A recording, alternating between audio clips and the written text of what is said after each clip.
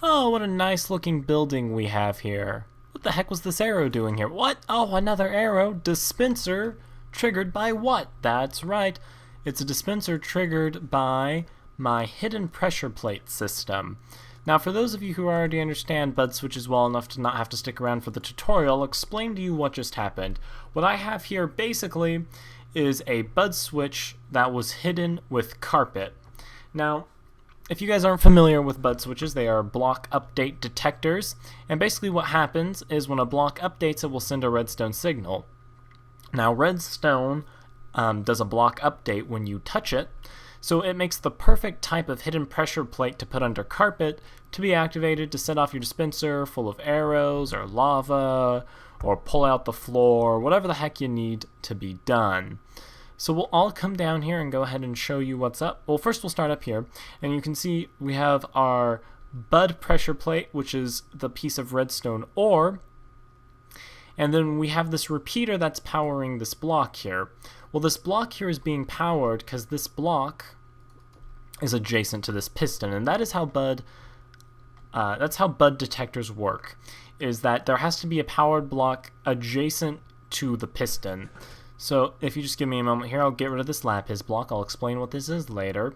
So you see, right now, this torch is powering this block here, which this repeater is pulling power out of, which is then pushing into this block here. So there's indeed a powered signal adjacent to the piston. So when I place a block here, that counts as one block update, and you see the piston will extend, and it's not until there's a second block update that the piston retracts. So the way this works is on the first block update, the piston extends, and it's a sticky piston with a piece of redstone block on it.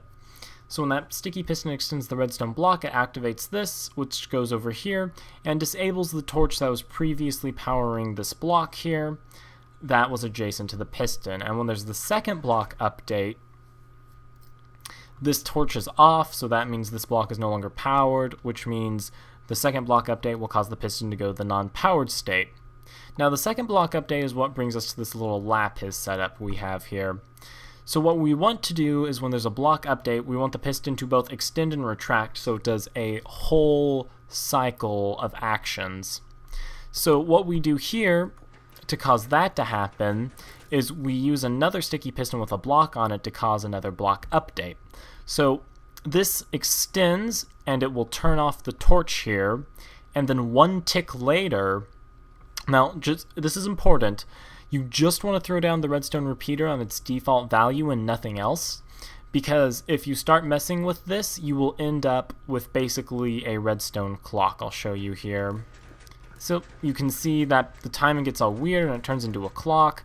So you just want to throw down a redstone repeater with its default setting here, and that will extend the lapis block in such a way that it only causes the one block update we want to reset this guy here. And that is the whole underworkings of this bud switch. It really isn't terribly complicated. And then, you know, once you get it all set up there, you have a working... another part I forgot to mention is this redstone ore is on top of the piston we were looking at down here.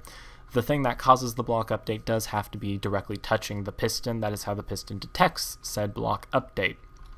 And then, you know, once you build your bud switch, and you don't have to build this bud switch here, this was just a demonstration for people who don't know how to build a bud switch. But anyway, after you build the bud switch, you just go ahead and throw your carpet in, and your unsuspecting victims will have no idea they're about to walk into a hidden pressure plate. Thank you all for watching this tutorial, and I hope to see you all next time. Also, one last note, if you're curious here, the second line of redstone is just the redstone that comes up here and activates the dispenser. But if you found this video useful, please consider commenting, and subscribing, and I'll see you all next time. Toodles!